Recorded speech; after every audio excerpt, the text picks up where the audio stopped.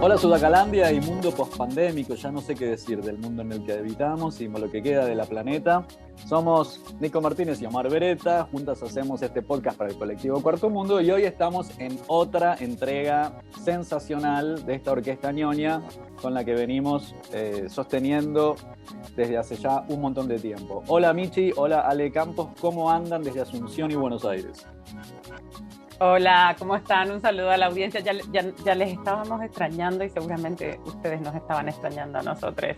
Un saludo desde Asunción. Hola querides, bueno, yo también les recontra extrañaba reencuentro de la orquesta ñoña, ya todos un poquito más, por lo menos el mismo hemisferio en el sur. El sur. Martínez, ¿cómo anda? Que bueno, que no nos vemos hace como una semana, no sé, te extraño ya mucho. Hola compas, ¿cómo están? ¿Todo bien? Yo también te extraño, Mar, acá en Paraguay, tipo, desayunando todas las noticias que vienen, así tipo, de repente no pasa nada y de repente pasa todo en una semana. Es así alucinante. Pero por suerte tenemos este espacio de contingencia ante toda esta lluvia huracanada de noticias que está bueno siempre debatir y discutir un poquito. Muy bien, bueno, hoy es 28 de junio en este lugar de la planeta, de la Universa. Abrazo, felicitaciones y besos a todos los que marchan hoy y acordarnos que 10 años antes de Stonewall ya hubo la primera protesta en Paraguay, ¿no? Así que sepamos dónde estamos pisando. La Carta de una Moral, ¿quieren hacer un breve insert de eso? Para que sepamos que todo bien con Stonewall, pero nosotros tuvimos cositas antes en la región. Cierto que hoy es 28 y justito es el Día del Orgullo. Todas las marcas y todos los partidos y todas las cosas están publicando cosas sobre el orgullo. Justito hoy. En Paraguay, en 1959, se da un caso muy particular ya a 3 años, no, a 3 años, a 5 años de iniciada la dictadura de Stroessner. Se da un caso muy particular donde Bernardo Aranda, que era un conductor de radio muy famoso, muere en su habitación en un departamento, se prende fuego y muere en Bernardo Aranda en el incendio. Este asesinato, o sea, este hecho, llamó mucho la atención de todos los medios porque Bernardo Aranda era un reconocido periodista radial, lo que termina abriendo una investigación en torno a las razones de quién mató a Bernardo Aranda. El punto es que se sospechaba, pero me parece que era algo así, tipo bastante de chimento urbano, se comentaba que Bernardo Aranda era gay, lo que le dio la pata al aparato represivo del Estado en ese momento de Alfredo Stroessner de la dictadura, de empezar a perseguir a todas las personas de quienes se sospeche homosexualidad. Eso hizo que se genere esta lista, la famosa lista de los 108, que son la lista de los 108 sospechosos de homosexualidad, a quienes se fueron, les persiguieron, les torturaron, les encarcelaron, en varios de esos terminaron afuera del país. Obviamente probablemente terminaron siendo mucho más que 108, pero 108 era como que la lista oficial. Era una lista que había redactado justamente el aparato represivo, el Ministerio de Seguridad, etcétera, etcétera. Y esta lista se dice, yo no entiendo bien si esto es una leyenda urbana o no, capaz Michi sabe mejor, pero se dice que esta lista con los 108 nombres recorrió varios lugares que había gente que pegaba en la lista entera, por ejemplo, en las paradas de colectivo, en lugares públicos, en plazas, etcétera, etcétera. Se pegaba la lista con los nombres. Yo no sé qué tan cierto es eso específicamente, pero esto fue uno de los inicios de toda esta represión directa en contra de la comunidad homosexual. El punto también es que ese mismo año, a partir de estos hechos, de esta persecución abierta que tenía en el régimen estronista en contra de la comunidad, se publica anónimamente, rarísimo, porque se publica anónimamente en el diario El País, se publica una carta que se titula la Carta Una Moral, que es la primera reivindicación por los derechos, en, digamos, de los derechos de la comunidad, solamente que en ese momento estaba un poco más velado. Era básicamente una reivindicación de las libertades individuales de que cada una de las personas tiene el derecho a hacer con su cuerpo, con su continente físico, decía la carta, porque aparte está muy bien redactada, lo que le plazca siempre y cuando no daña a terceros. Y esto fue en 1959, en donde esta carta anónima, que hasta el día de hoy no sabemos quién la escribió, ni cómo exactamente llegó a ser publicada, una carta reivindicatoria de los derechos individuales de las personas a disfrutar de su cuerpo. Si bien hoy es el 28 de junio, que es el Día Internacional por los Derechos LGBT, porque es la fecha en la que se recomiendan los disturbios de Stonewall, nosotros en Paraguay tenemos el mes de la memoria, que es en septiembre, que es el mes que termina, digamos, con la fecha en la que fue publicada la carta. Entonces nosotros acá en Paraguay, me parece que es algo que pasa en todos los países, ¿verdad? Que hay así tipo una fecha del orgullo internacional, digamos, y después hay una fecha del orgullo nacional. Y bueno, para nosotros septiembre es el mes de la memoria y el orgullo, el mes de la memoria de la lucha, porque tiene más que ver con esta cuestión histórica que nos atraviesa más directamente y que tiene que ver con todo nuestro proceso de lucha desde la época del régimen estronista.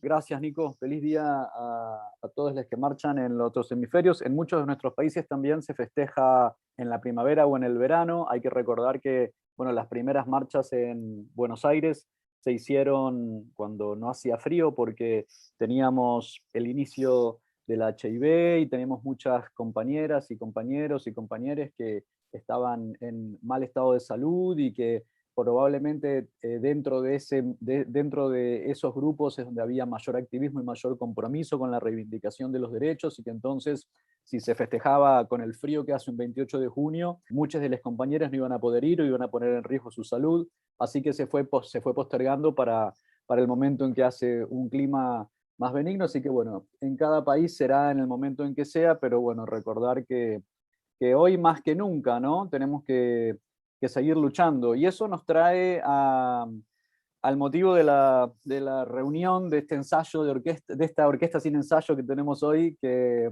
tuvo que ver un poco con la idea de hablar del discurso, bueno, del fenómeno de las elecciones en Colombia y de Petro y de Francia, pero en el medio de todo esto, como nunca tenemos paz con estos temas, salió el fallo de la Corte Suprema en Estados Unidos sobre el tema del derecho al aborto en los estados.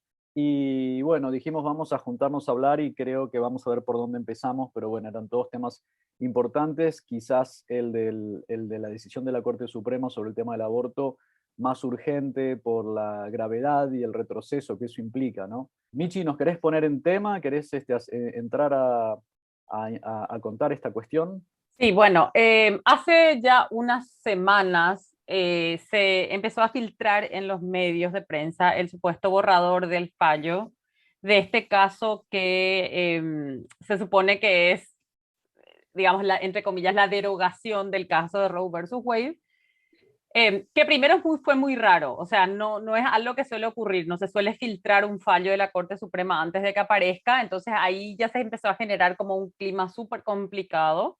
Hay que entender que este proceso es también el producto y es para mí, bueno, no sé si es el más, pero es un legado de Trump, digamos. O sea, durante la administración Trump se cambian tres jueces de la Corte Suprema y él elige tres personas conservadoras, abiertamente conservadoras y que abiertamente estaban a favor de la derogación, digamos, de este fallo histórico.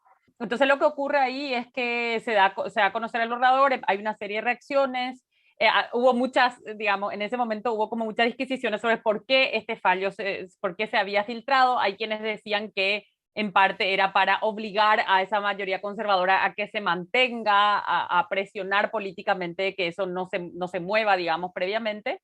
La cuestión es que hace unos días sale el fallo definitivo, que es bastante parecido al fallo inicial, ¿Qué es lo que dice básicamente? Pero esto también hay que entender, digamos. Yo sé que en Argentina por ahí se entiende porque es un país federal, en Paraguay se entiende menos porque es un país unitario. Y voy a hacer como una cosa muy rápida. Hay cuestiones de competencias donde hay una cierta cantidad de derechos o de cuestiones que están a cargo de los estados o las provincias, serían Argentina, y hay otras cuestiones que se plantean a nivel federal con un alcance nacional. Entonces, digamos, el fallo de Roe versus Wade lo que decía es al interpretar la Constitución, y en ese momento, recordemos, año 1973, digamos, no existía el marco de discusiones que tenemos ahora, ni mucho menos.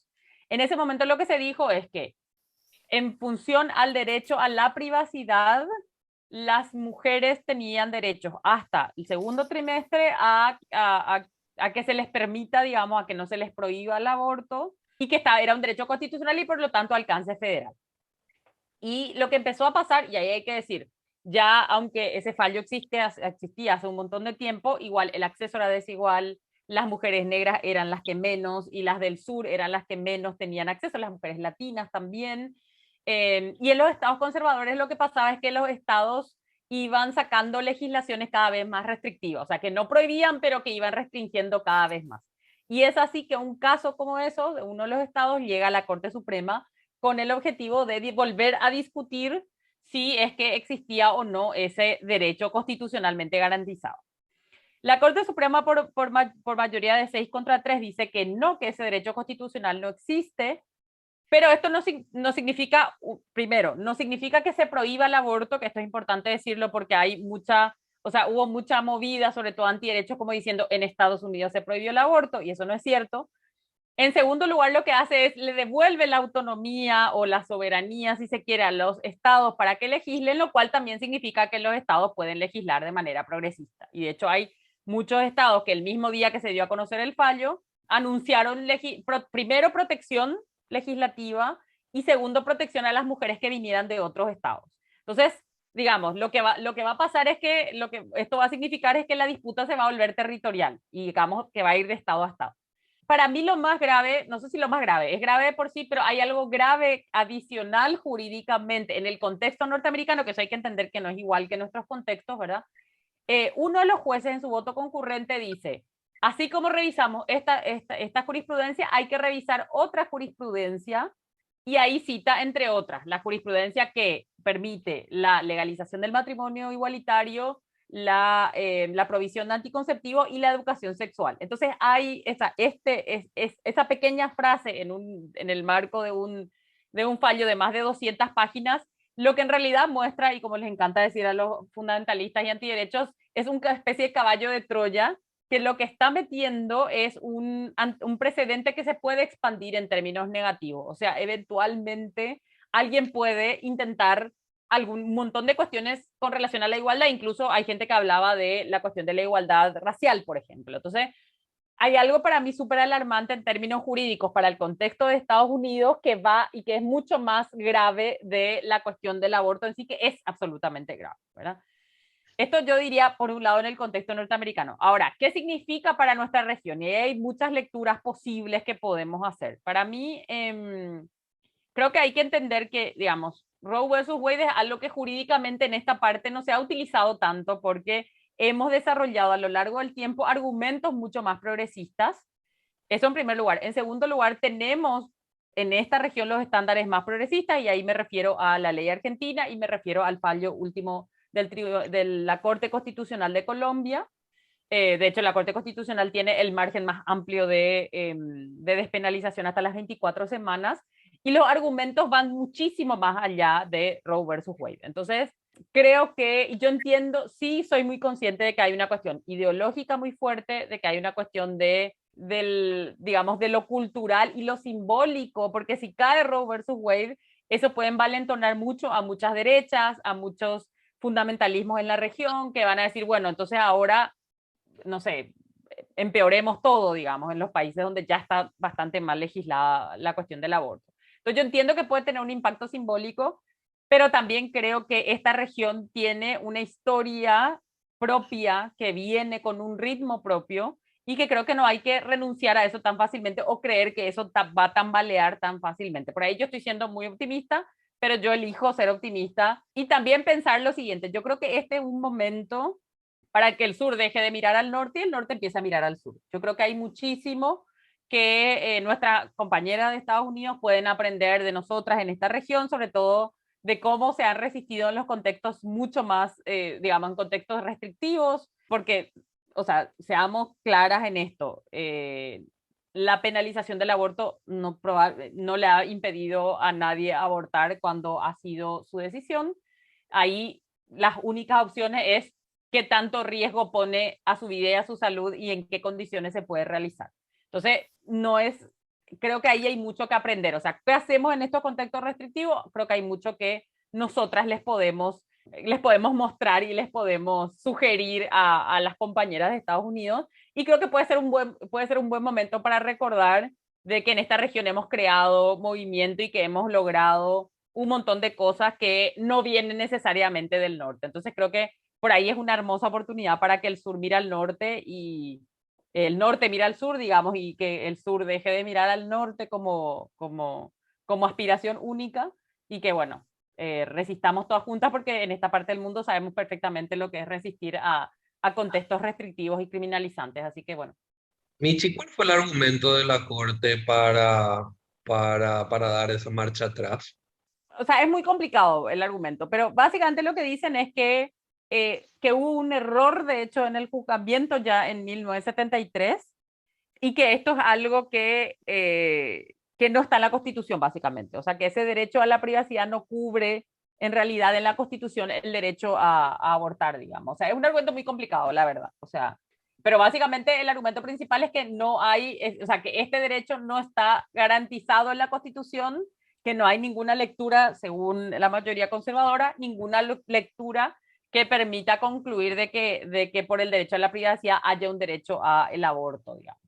Es interesante ahí ver también, bueno, lo difícil que es para traspolarlo, digamos, a nuestro territorio, porque ellos usan el sistema de derecho que se llama de derecho común o common law, y nosotros usamos un sistema que es el de europeo continental. Ellos en el norte, en Estados Unidos y en Inglaterra, tienen este sistema que se basa esencialmente en jurisprudencia, mientras que nosotros heredamos especialmente de Francia, pero del sistema legal continental europeo, que nosotros nos regimos principalmente por códigos, leyes y ese tipo de cuestiones. Y acá me parece que hay algo que yo creo que la Corte en Estados Unidos se está amparando para hacer esto, que esto es una guachada de la gente de derecha, punto, pero de una manera de darle algún ropaje un poco más elegante.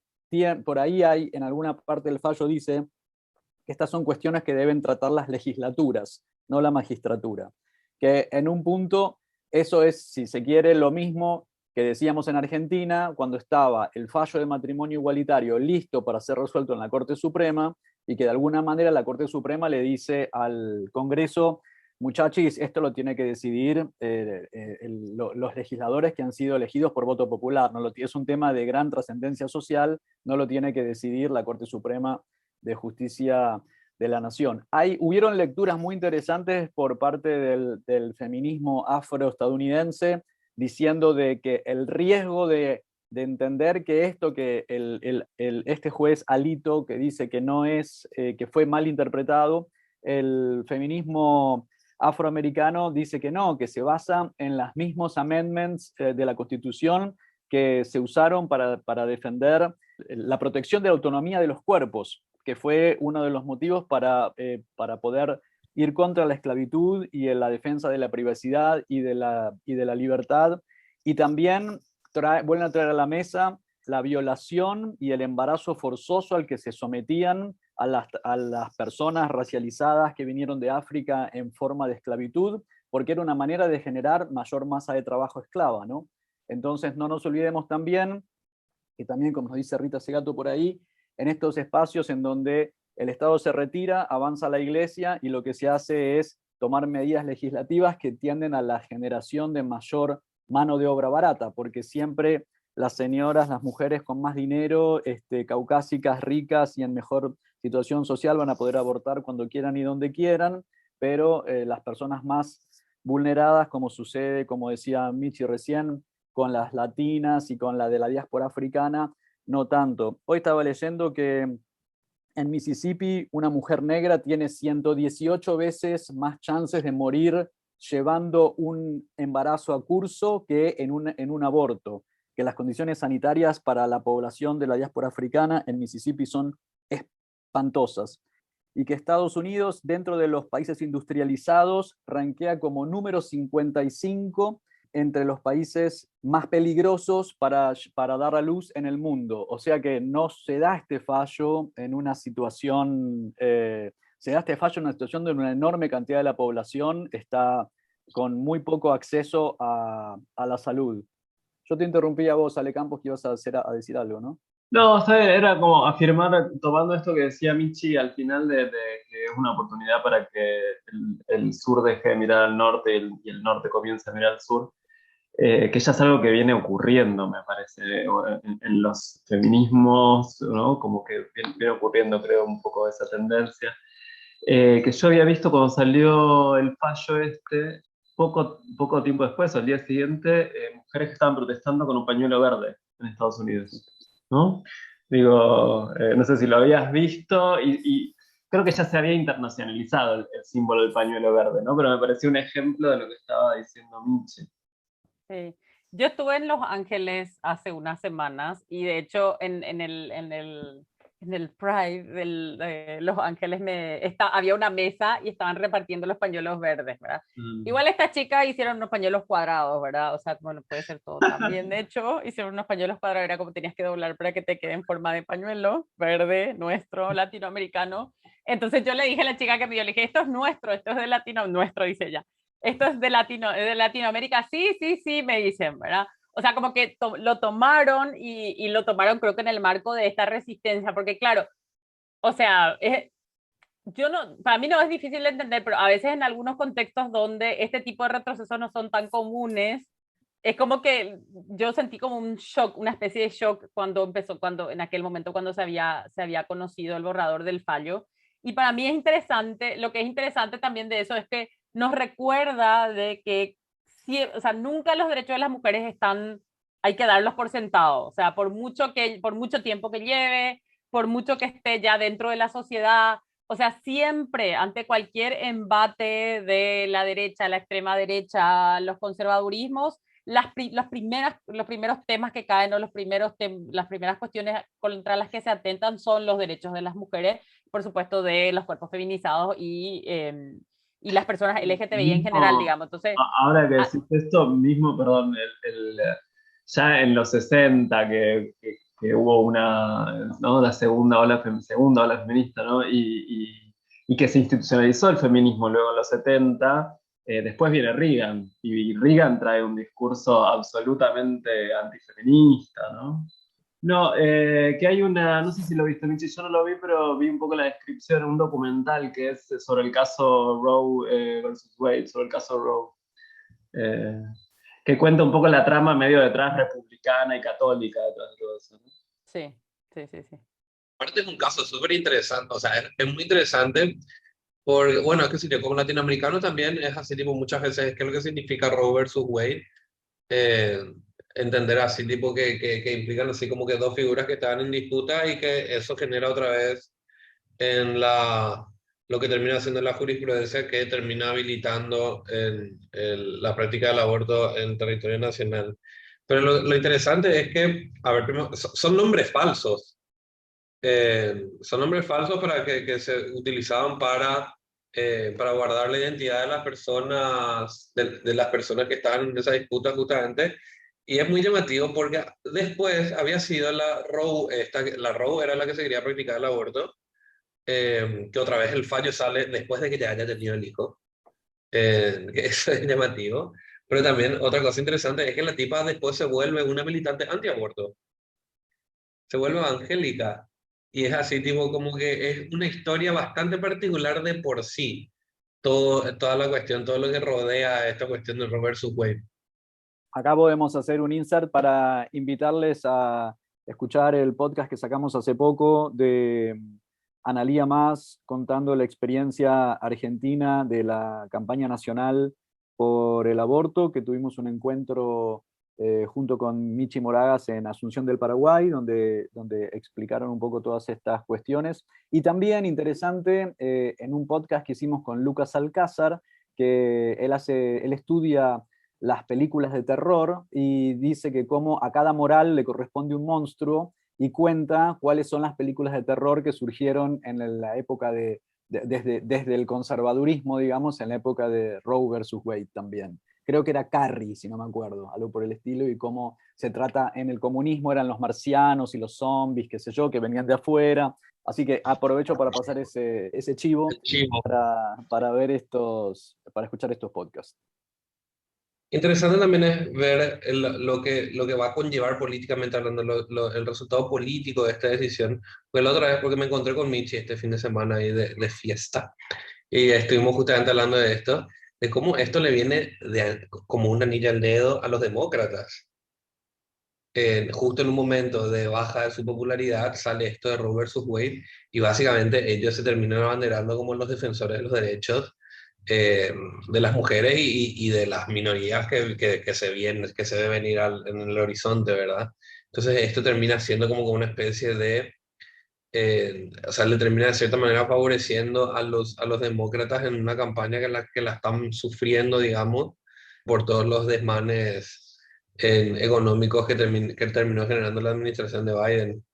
Sí, ahí es interesante también ver que, bueno, sin perjuicio de que Biden dijo esto es la realización de una ideología extrema y de un error trágico por parte de la Corte Suprema, que es lo menos que podía decir, digamos, no ha hecho ninguna otra manifestación ni tomado ninguna medida y dijo que, bueno, que Roe versus Wade ahora hay que verlo, este caso hay que verlo en las elecciones y mandó a la gente a votar a los demócratas, ¿no? Que Sí, parece un poco decepcionante la postura que toma el Ejecutivo. sí, y hay otra arista en esto de hablar del Ejecutivo y el Judicial, que es otra vez la justicia siendo como protagonista en la región. Antes decía Michi que esto es un poco como una rémora o algo que queda de la etapa de Trump republicana y cómo hay un desfasaje entre los nuevos tiempos, porque supuestamente con Biden había, bueno, un poco se había terminado ese conservadurismo de Trump, y sin embargo vemos que se sigue extendiendo ese conservadurismo, pero de la mano de lo que él pudo dejar en el Poder Judicial. Y es lo mismo que vemos en varios países de nuestra región, en donde muchas veces los cambios políticos están desfasados con lo que pasa en la justicia. Bueno, en Argentina lo vemos como bastante claramente, siempre como ese reducto en donde las derechas se refugian. El otro tema que nos convoca, que era por el que habíamos puesto fecha inicialmente para esta reunión, eran las elecciones en Colombia, que trajeron bastante alivio un poco y felicidad en el continente sudamericano. Bueno, tuvimos oportunidad ya de ver los discursos de Asunción y conocer bien quiénes son tanto el presidente como su vicepresidenta.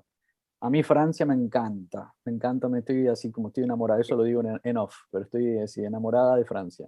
Sí, no sé, me parece que Michi antes hablaba también del tema de dejar de mirar al norte y, bueno, que en Colombia, que el otro día escuché una expresión que me pareció muy lúcida, Colombia como la Israel de América Latina, ¿no?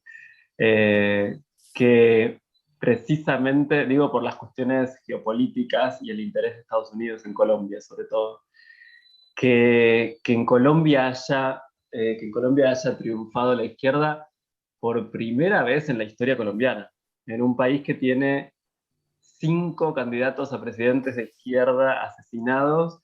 Yo creo que me parece de todos los últimos triunfos de la izquierda en la región, incluso es más resonante y tiene más implicancias a nivel geopolítico que el triunfo en Boric de Chile.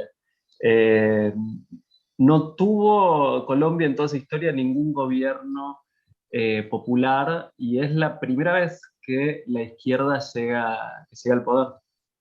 Yo empecé a leer mucho sobre esta figura, que es una figura histórica, que es muy loco cómo se replica en casi todo nuestro continente, esta figura de Jorge Eliezer Gaitán, que se lo mencionó mucho durante este proceso que derivó en la victoria de Petro, ¿verdad? Es muy interesante porque nosotros decimos que en Colombia no hubo gobierno popular, en especial durante esa oleada que se dio en la década inicial de los 2000, que es cierto, ¿verdad?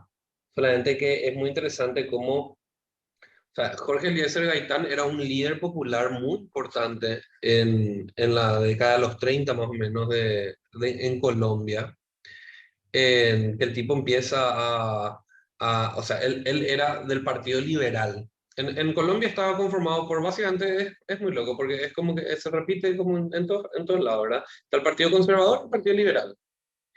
Y dentro del Partido Liberal surge esta figura de Jorge Eliezer Gaitán, que empieza a tirarse definitivamente hacia la izquierda. Tipo, es más, el tipo en un momento plantea empezar a armar un partido socialista directamente, solamente que después se da cuenta que le conviene más quedarse adentro del Partido Liberal y seguir construyendo desde ahí, y lo empieza a hacer. Y es una figura que tiene una retórica alucinante. Les recomiendo a todos quienes nos escuchan que vean algún discurso de Jorge Eliezer Gaitán, porque es así, es muy motivador, es muy poderoso.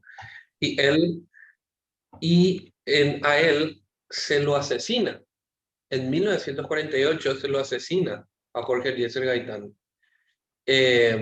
O sea, tipo, estaba ya directamente apuntando a la carrera de él por la presidencia, por el Partido Liberal, y obviamente con un discurso enardecido en defensa de los pueblos, de las comunidades indígenas, de las minorías, en contra de las oligarquías, en contra de las burguesías, etcétera, etcétera.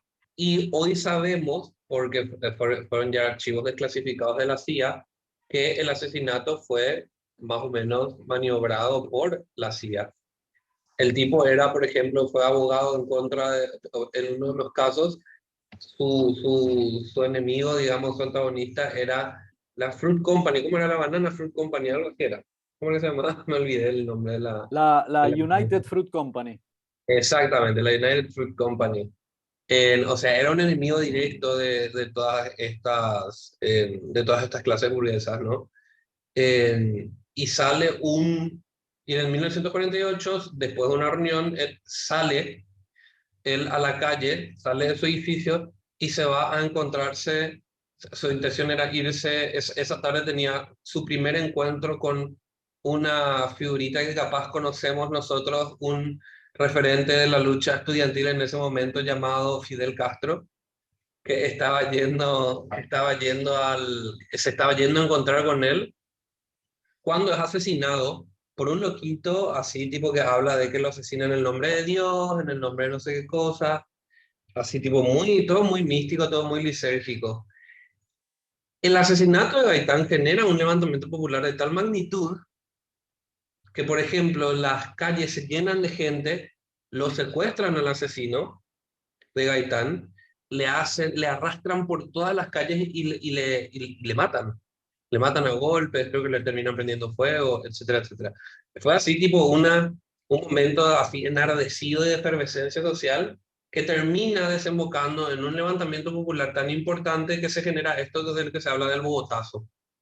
Y que posterior a esto, en estos meses, también empieza el periodo que se le llama la violencia, que es un símil de guerra civil, en donde toma el poder el gobierno conservador y establece un gobierno absolutamente autoritario, que es lo que termina derivando en la huida de varios movimientos armados, tanto del Partido Liberal como otros movimientos, que eventualmente se terminan convirtiendo en las guerrillas colombianas.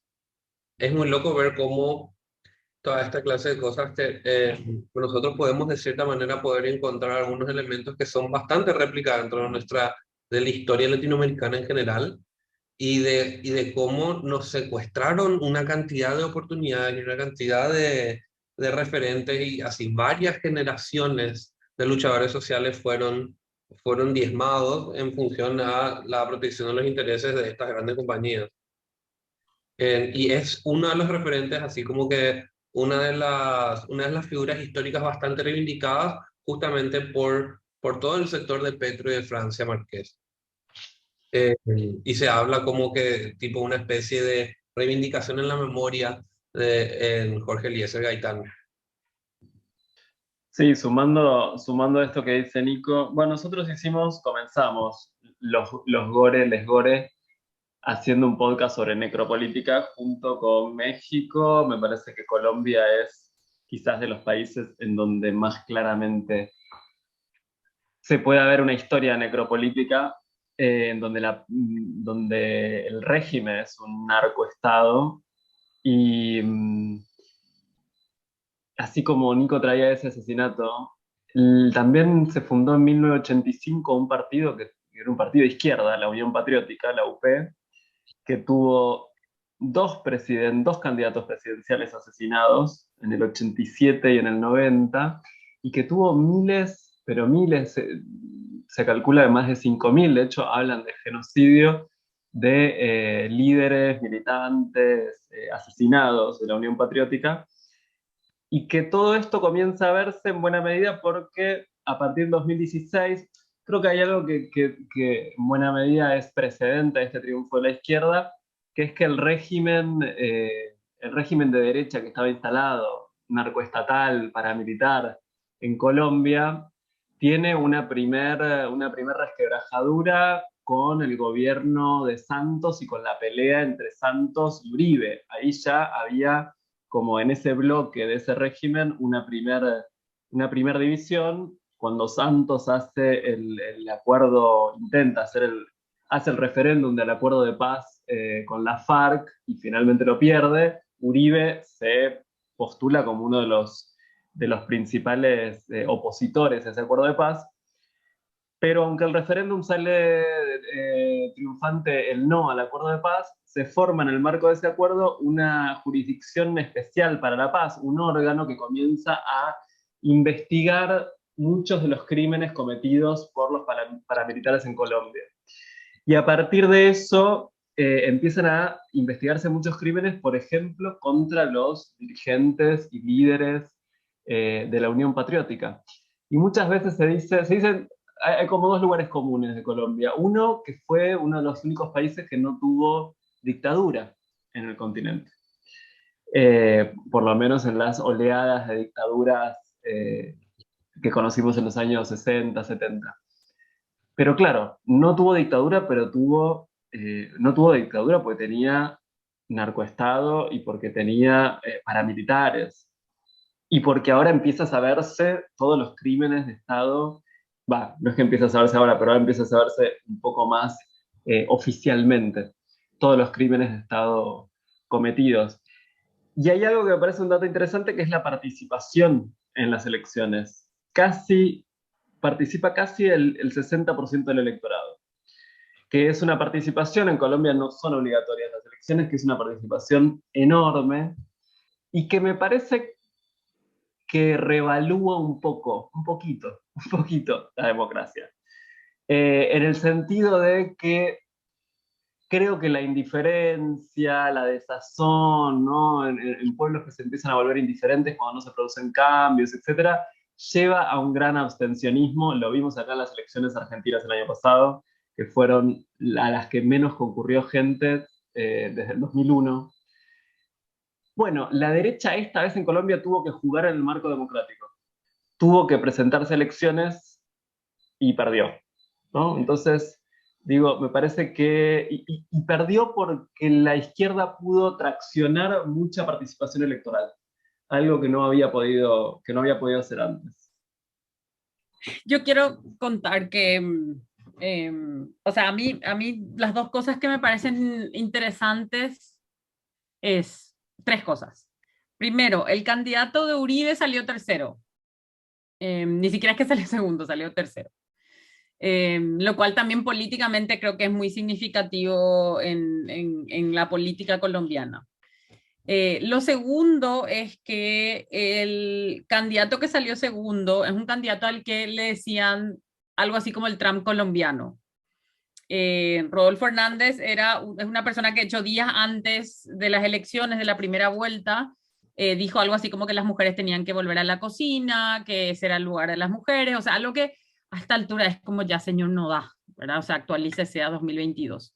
Y después, de hecho, él no iba a los debates porque nadie le dejaba hablar, digamos, espontáneamente, o sea, de hecho, cuando quedó, su discurso fue un discurso grabado, fue un discurso grabado en la cocina de su casa, o sea, en el sentido más literal, esto no es o sea, no estoy exagerando nada, o sea, se ve que él está en su casa, que está en la cocina de su casa y graba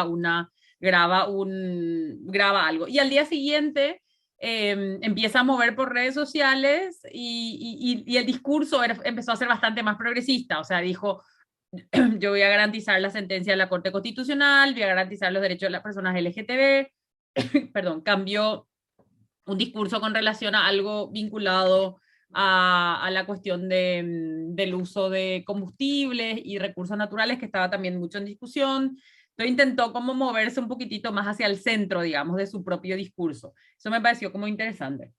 Y lo tercero, que para mí es interesante con relación a Petro, propiamente como candidatura, o sea, fue una candidatura abiertamente izquierda, que venía acompañada de una vicepresidenta mujer, negra, feminista, que es Francia Márquez, que tuvo un protagonismo muy fuerte, o sea, no solamente estamos hablando de una candidatura de izquierda o abiertamente de izquierda, sino una candidatura que además venía acompañado de una mujer que representa muchas cosas en Colombia y yo creo que en la región también, ¿verdad? Entre la primera y la segunda vuelta, por ejemplo, Petro estuvo en un debate, bueno, que no fue debate al final porque Hernández no fue, pero fue un intento de debate que fue organizado por un grupo feminista, por las feministas y el movimiento de la diversidad sexual.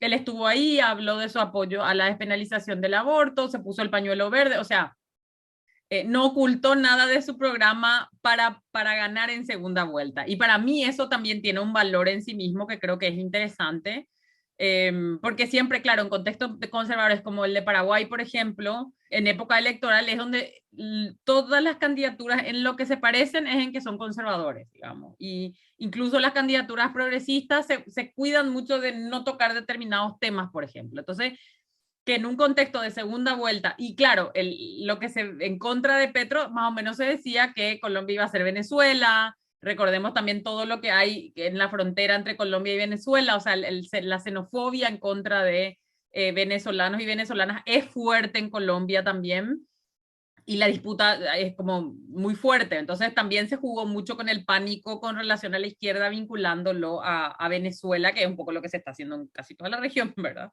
Entonces, para mí tiene como mucho valor también ese triunfo, porque es un triunfo de alguien que en ningún momento intentó esconder de dónde venía, por lo menos aparentemente en segunda vuelta.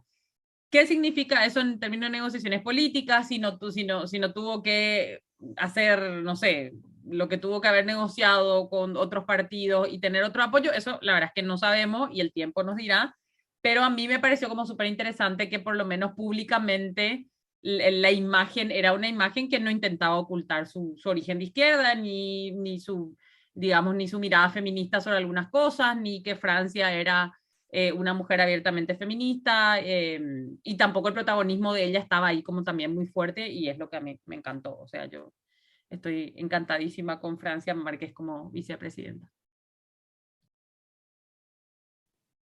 De los discursos me pareció interesante donde, bueno, en primer lugar, que no va a haber persecución política ni persecución jurídica, porque es interesante esto, ¿no? Estamos reconociendo el lawfare como algo que efectivamente la derecha hace y que bueno, que ya le hemos hablado hasta el cansancio en podcasts anteriores, pero desde el impeachment a Lugo en Paraguay como ensayo, digamos, para luego reproducirlo en Brasil y en Argentina, etcétera, etcétera. Así que eso me parece importante como concepto ya a nivel de discurso del presidente electo. También nombrar a Estados Unidos, ¿no? Y decir que, bueno, en todo el continente americano, en ningún otro lugar como en Estados Unidos se emiten tantos gases de efecto invernadero que se absorben por nuestra Amazonía, tenemos que hablar de eso, ¿no? Es como que, bueno, ¿quiénes están intoxicando nuestra casa y de qué manera se limpia eso?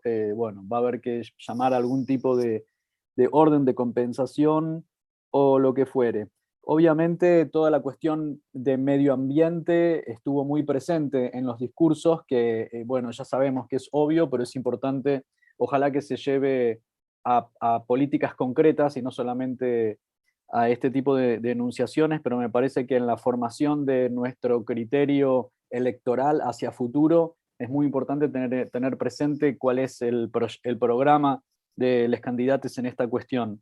Y después, bueno, por supuesto, hermoso escucharla a Márquez diciendo vamos a erradicar el patriarcado en nuestro país, vamos por los derechos de la comunidad diversa LGBTIQ+, ¿no? Vamos por los derechos de la madre tierra, de la casa grande, y especialmente cuidar la biodiversidad y erradicar el racismo estructural. Estas son cosas que, bueno, un poco al mismo tiempo desapareció Don Phillips, este periodista que estaba con Bruno Pereira en Brasil, escribiendo, investigando, el activista indigenista, toda la muerte de los activistas ecologistas, como ya sabemos, indigenistas en la región, especialmente con el desmalezamiento de toda la cuenca amazónica.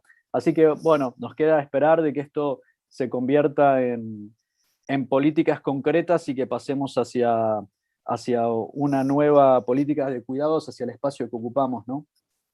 Bueno, compas, yo creo que hablamos muchísimo y nos queda muchísimo todavía por hablar, porque esta semana se vienen y acá, así, contexto paraguayo, de todo lo que podemos hablar.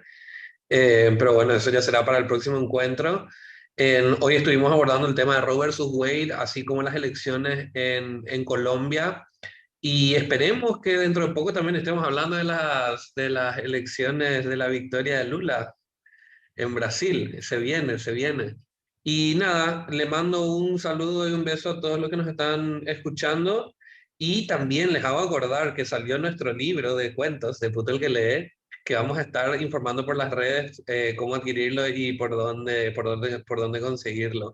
Esperen muchas más noticias de nosotros, porque obviamente desde acá para arriba, un saludo, un besazo enorme a Ale y a Michi, que siempre nos acompañan en esta locura, y les agradecemos muchísimo por siempre estar ahí con nosotros. Bueno, gracias Nico por hacernos acordar de la presentación así inolvidable que tuvimos del libro Puto el que lee junto a Cuadernos de Lavadero en Asunción. Podés entrar en nuestra página de Facebook y ahí vas a ver las notas de la cobertura de prensa maravillosa que tuvo el sensacional evento, y también en nuestras cuentas de Instagram, Censurado 108, donde están todos los podcasts, y además la de Cuarto Mundo 108 en Instagram. Censurado 108 y Cuarto Mundo 108, ahí vas a seguir con toda la cobertura de estas cuestiones y pronto les vamos a decir dónde se pueden mandar pedir, adquirir, y los que ya están en camino hacia los escritores que participaron y fueron seleccionados. Michi Moraga, Sale Campos, no sé qué haríamos sin ustedes, son lo más grande del mundo mundial austral y boreal. Re lindo verlos, chiques, quería reencuentro y muy buena ocasión lo de las elecciones.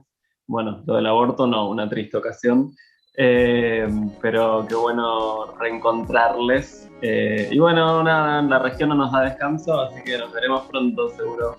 Hermoso, chiquis, escucharles siempre, compartir análisis, y bueno, esta región da para todo, o sea, nos da alegrías, tristeza, pero sobre todo nos da siempre con qué seguir luchando, así que sigamos.